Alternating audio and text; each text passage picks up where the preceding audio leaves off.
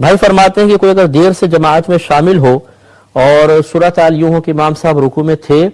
ہم آئے، ہم نے تکبیر کہی تو امام صاحب سمیع اللہ لمن حمیدہ کہہ کے کھڑے ہو گئے، اور جیسے کھڑے ہو جاتے ہیں سیدھے، پھر ہم شامل ہوئے تو کیا یہ رکعت مل گئی؟ دیکھیں مسئلہ یہ ہے کہ اگر کسی نے امام کو اس رکعت کے رکوع میں پا لیا تو یہ رکعت ملے گی، اور اگر امام صاحب نے رکوع سے آپ سیدھے کھڑے ہو گئے ہیں،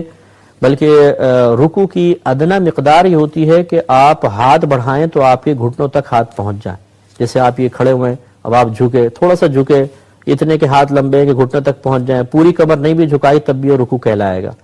ٹھیک ہے نا، اور پورے جھکنا یہ افضل طریقہ ہوتا ہے۔ اب اگر آپ آئے اور امام صاحب حالت رکوع میں تھے، آپ نے تکبیر کہی اور امام صاحب اٹھنے لگے سمیع اللہ لمن حمیدہ، اور اس وقت آپ ایک دم رکوع میں گئے،